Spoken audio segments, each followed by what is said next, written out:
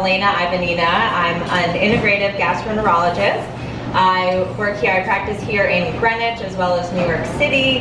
I'm traditionally trained as an allopathic gastroenterologist, but basically through my experiences helping people, found that the allopathic way sometimes didn't give people the answers they needed to truly heal their gut. So I basically got into functional medicine, I got into more complementary and alternative medicine, and definitely food is medicine, which is why we're here, because that's probably the most important part. And I just wanted to say also that we are so thankful to Mark and Meli-Melo this evening for having this discussion with us, because they truly are dedicated to food as medicine here, as you can see on the Gut Love menu. And I'm going to hand it off to my fabulous colleague here that we'll be talking to, Dr. Alicia Robbins, who's an OBGYN. Hi everyone, I'm so excited that you are here. We thank you so much for coming, and we're excited that you're as interested in this topic as Elena and I. I'm Alicia, I'm a board certified OBGYN who focuses on midlife health, and I'm also a lifestyle medicine doctor. So I actually became really interested in nutrition when I had some of my own health issues, and I started just reading a lot about nutrition. And I've actually always been kind of a junk food lover, but in reading so much about this topic, I was just amazed by the power that food has and the amazing properties that food has that I wasn't even trained in the traditional Western in medical school. And so I have learned so much, and so I really hope that we can provide a little bit of value and some useful and tips, and just inspire you to, I think when you understand the value, the amazing properties that food have, you can be inspired. At least I was more inspired, and before I realized it, I was like excited to eat a lot more vegetables, which wasn't always the case. So I thought we would just start with. I wanted to, I feel like the gut microbiome is really a hot topic right now. Obviously, you've been learning and doing this for years and years and years, Elena. But I think it'd be useful to just give us like a background as sort of gut microbiome 101. Let's explain some definitions and sort of, what should we know as people who are new to this topic. Right.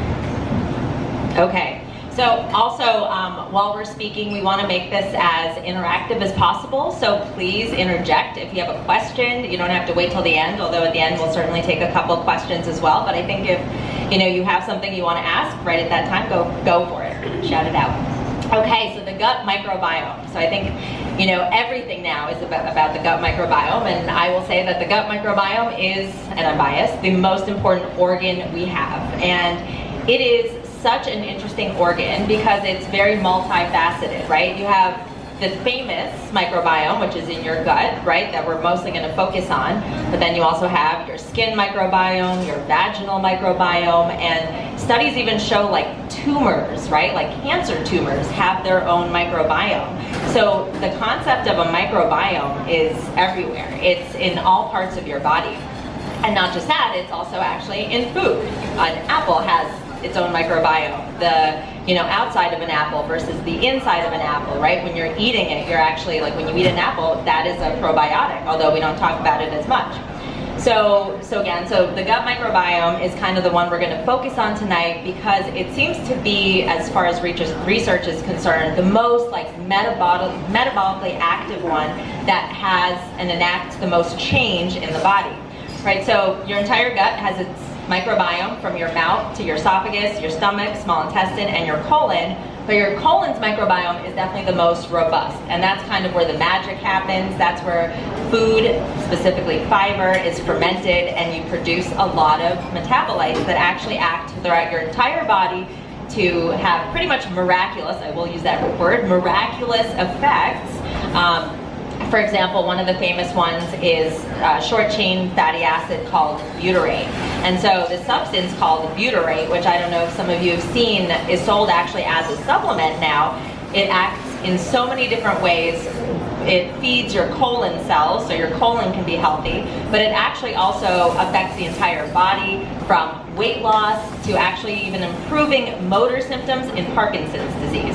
So it spans this huge range of how beneficial it is. So your microbiome is this thriving, active, real, live organ in your body. And so some of the important things to also kind of understand about the microbiome is it's not just bugs like bacteria, but that is when we speak about the microbiome, we're mostly talking about bacteria. So we think about E. coli, things like that. But there's also actually viruses, so that's called the virome, and there's also fungi, and that's called the mycobiome. So some people are like, I have viruses in my gut, is that normal? Yeah, it's actually very beneficial, and again, as we are learning new things, we're using like the viruses in our gut as potential like therapies, as well as again Candida and different fungi, kind of understanding its role it plays in both health and disease. So it's an incredibly, again, like active colon fermenting fiber and producing these metabolites. I think some of the really also interesting points to remember about the gut microbiome is it really is the intermediary in digesting your food, and it even produces things like vitamins, like vitamin K, for example. So like literally almost any function in your body you could probably tie to something your microbiome is involved in. As I like to say, your microbiome has like a hand in everything that your body does. And just some kind of simple things to remember, as far as microbiome development, right? I mean, when you're in utero, it's a little controversial, but mostly you're a sterile baby, mostly. And then when you're given birth to, you get your microbiome from your mom, either vaginally or through the skin, through C-section. Of course, then there's breastfeeding, that's very important, and then later as food is introduced. And then actually by age 3, you've developed like your microbiome, and so that's really early. And it's interesting to think about because you develop like your own characteristic microbiome around age 3. And a microbiome is very, very resilient. And so you actually will keep some shape of that microbiome for your life, and it's very resilient, right? You have to take antibiotics for strep, you have to, if you're on birth control, there are a lot of things that can affect the microbiome. But most of the time that microbiome goes back to how it was. Like you take the antibiotic, in a couple weeks it goes back to being normal again. But your microbiome only has its limits, right? So after enough insults, so for example, again, antibiotics is a big one, although they can be life-saving. Something like infection, COVID, right? Other things happen, and at some point, it kind of spills over. And that's when you have dysbiosis, which is an abnormal microbiome, right? And when you have an abnormal microbiome, that's when things like chronic conditions, such as autoimmune disease, can begin. So, when Hippocrates said that all disease starts in the gut, he was right, but I think he meant to say in the gut microbiome. So I think that's kind of the broad way to think about it, and kind of all the different parts. And I mean, we can give a lecture over many, many days, as they do at a conference, only about the microbiome. So I think I'm going to stop there. And we did collect some questions from everybody to kind of understand what everyone's interested in hearing about, and kind of what are some of the hot topics that are out there. And one thing that comes up that is so common is PCOS, or polycystic ovarian syndrome, and insulin resistance. So we're going to have Alicia talk about this. So yeah, I like talking about PCOS. Number one, because it's very common. About 20 to 30% of women have some form of PCOS. There's a lot that you can do about it, and also PCOS its hallmark is elevated androgen, so elevated male hormones, but also insulin resistance. And I want to talk about insulin resistance because it's also relevant to women in midlife, perimenopause, and menopause. So anything I talk about in terms of PCOS and insulin resistance is also applicable to women in midlife. So basically, when you have PCOS, you have elevated male hormones that interact and sort of cause disruptions to your cycle, but you also have insulin resistance. So what is insulin resistance? Insulin resistance is basically when the cells of your muscle and liver don't respond to insulin very well, and so you need more insulin. So what does insulin do? When you eat, especially certain types of food, specifically carbohydrates, less so protein, and definitely less so fat, when you eat, your, especially like I said, carbs, your glucose rises in your blood, your pancreas secretes insulin, and that insulin stores any extra glucose that you do not need in that moment. It's going to store it as fat in your cells. And so we know just by, patients, by fluctuating insulin levels or chronically elevated insulin levels, people become resistant to insulin's effects. So there's a few things that factor into when someone's insulin resistant, and I can answer that later, why certain people are insulin resistant. Not all of it is chronically elevated, but one of the main reasons is someone's insulin has been fluctuating a lot, or it's just been high. And so there's a couple of things that you can do about this. So the first thing you can do if you have insulin resistance is basically try to focus more on eating foods that are high in protein, healthy fats, because those are the type of macronutrients that are not going to cause insulin fluctuations. When you get those insulin fluctuations is when you get hangry. If you eat a refined carb like a French fries or pasta, and I'm not against those things at all, but for people that are insulin resistant, it can be very frustrating because for them, they can literally eat the same thing that someone else, you could have someone with insulin resistance eat the same amount of pasta and someone who doesn't have insulin resistance eat the same amount, and the person with insulin resistance will gain weight and the person without it won't, and it's very frustrating. Conversely, you will have a hard time losing weight if you have insulin resistance. And so how do we counteract that?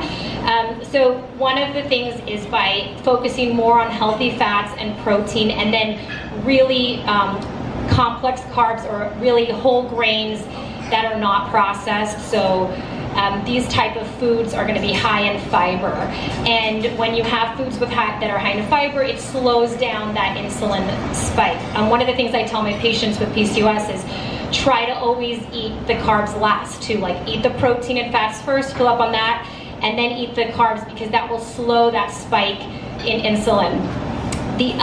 Yeah, please. How do you know if you're insulin? How do you know if you're insulin resistant? That's a great question. So the fact of us, when we get older, we become more insulin resistant as just a matter of fact of our metabolism slows down, our cells don't function as well. Midlife and perimenopause, menopause, you become a little insulin resistant, partly because your gut microbiome actually does change.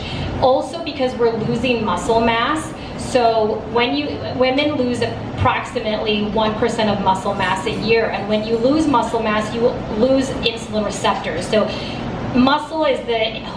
insulin receptors are found very concentrated in skeletal muscle, and so to counteract that, I'm a big proponent of women in midlife lifting weights. We often tend to focus a lot on cardio, but by lifting weights, you're compensating for that muscle loss that happens with just normal aging. So muscle loss contributes to insulin resistance. Genetics, so women from Southeast Asian descent or Hispanic descent tend to have higher rates of insulin resistance. First degree family members with diabetes could mean that you have a genetic predisposition for insulin resistance. If you had gestational diabetes in pregnancy, you have up to a 50% chance later in life, when you're not pregnant, of developing diabetes, and even if you're not diabetic, are very likely to be insulin resistant. I'm trying to think of what else, but those were like the main things. How to test for it. So yes, they're working on tracking. So what we can do, it's hard to test insulin right now continuously. It fluctuates so much in the day, but what you can do, and what I help my patients do, is set them up with a continuous glucose monitor. So you've seen maybe some people with those little round things on their arm, and that's testing their glucose, because essentially if your glucose is high, you can assume your insulin is high. It kind of follows. So what we'll do is sort of measure their glucose and how they respond to foods, and often an indication of insulin resistance will be fasting elevated levels of sugar. So like when you wake up in the morning and you haven't eaten for 12 hours or 10 hours or whatever, you would think that your fasting sugar should be low, but women with insulin resistance will actually wake up and they'll have high glucose levels above 90 if they're insulin resistant. So, it gives you real life data. It's very interesting and useful and objective data to kind of look at how your body is responding to certain types of food. And, it's also, it really varies from person to person. That's what's so interesting about, you know, your genes, you know, it's a result of your genes and your environment. Some women can eat a bowl of pasta and they really don't spike their sugar, and then I have some patients who do and their sugar's totally off the charts. So, you know, it's not like a one, it just is very useful. So that's one thing I recommend if patients are curious. Using a CGM, tracking for, you only need to wear it for like a couple of weeks or a month to really get the information. By then you can kind of figure out what your patterns are. But what also contributes to insulin resistance is poor sleep and elevated cortisol levels. So sleep is a huge one. Sleep also, and I'll get into that probably with the next topic I'm talking about with midlife, but poor sleep, you know, you're not sleeping well, so you wake up with higher levels of cortisol than you normally would. When your cortisol is chronically elevated, you're not gonna, you know, they're all interconnected. It's like a domino effect. So if you're not sleeping well, you're not gonna feel great when you wake up. You're not gonna wanna choose whole grains or hot vegetables or nutritious food. There is a real, very documented, it's very documented, it's a real medical thing that you crave junk food when you have elevated levels of cortisol and poor sleep. It's like a real phenomenon. And so, you know, you do reach for those like comfort foods, it's true. And then if you're not sleeping well and you have elevated cortisol, you're gonna be more insulin resistant, you're not gonna make good food choices, and you're not gonna feel like working out because you feel like crappy. So it all kind of is interconnected and has like a domino effect. And I think that's pretty much, oh, and then, I don't know if you talk about intermittent fasting. Yeah. So the other way that you can mitigate the insulin resistance, and this can be a controversial topic, is with intermittent fasting. So intermittent fasting is useful because it's not about caloric restriction. The idea of intermittent fasting is about bringing down those insulin levels and letting them return low and stay low for a while. Because if your insulin is up and down or high for 12 hours of the day, it's going to be very difficult to lose weight or to maintain your weight. And so one of the reasons, and it's not for everyone, certainly if you have, had a history of eating disorder, it really takes a little bit of playing around with, and it's a very personal thing to see what works. But what I do find it very helpful for my patients with PCOS or perimenopausal, menopausal weight gain to do some form of intermittent fasting. And it kind of makes sense if you think about it from an evolutionary standpoint. We weren't really eating 12 hours a day a few thousand years ago. Now the average person really eats at least 12 hours a day. And a few thousand years ago, it was like feast or famine. You ate when you had food, and then you probably went a day or two without food potentially. And so you had a lot of time when your insulin was low and gave your sort of gut a break and digesting all the time. And so it's interesting, they've done studies where you can eat the exact same amount of food, but if you eat it in a more narrow window, let's say from 12 p.m. to 6 p.m. or whatever, you will actually maintain or lose weight if you were to eat the same amount of calories in a wider window from 7 a.m. to 7 p.m. or 7 to 10 p.m. So that takes a little bit of sort of tweaking with patients to see what works, and there is a way to do it. You don't just kind of there's a way to do it to transition into making it convenient, and it's not supposed to be painful. Or when I first heard about intermittent fasting, I was like, there is no way I would ever buy into this idea because it sounds terrible and I don't like to be hungry, and it's not about deprivation. It's really about just eating nutrient dense food in a smaller window, and can be helpful for some women. So I guess I kind of covered a lot of ground there. All right, so then I'm going to ask you, Elena, what about sort of microbiome and hormones in general? Sex hormones or any hormones? Sure. And I'm just going to jump also on that question for a second, because I feel like some kind of quick tests you could ask your doctor if you just want a quick kind of insulin resistance snapshot are your hemoglobin A1C, your fasting glucose, and your fasting insulin. So between three of those things, you should get a good idea. You're not going to know as comprehensively how you respond to foods, but those should definitely give you enough of an idea if you would have insulin resistance. So, and I am also going to sidestep for a second and go back to kind of the first thing we were talking about in general about the microbiome, because I didn't want to leave it off the table, which is prebiotics and probiotics. So quickly, because I was going to initially talk about that under the microbiome umbrella. But those are so important because I'm sure everyone here has heard of probiotics at least. Prebiotics, maybe not as much. But one thing is that they're both extremely important and the things that you should really focus on optimizing along with protein in your diet, right? And so just kind of again, so we might touch on probiotics a little bit later, but as far as definitions are concerned, right, probiotics are live organisms, right? So when you're taking probiotics in a pill, that is the organism. It actually sometimes is not necessarily still alive, but it still actually has some of the same metabolic function. Versus prebiotics is what's feeding the good bacteria in your gut, right? And this really comes down to one thing, and that's plant fiber. Plants. That is like the key to feeding your gut, and that's a lot of what is highlighted in, you know, the Meli-Melo menu that we did.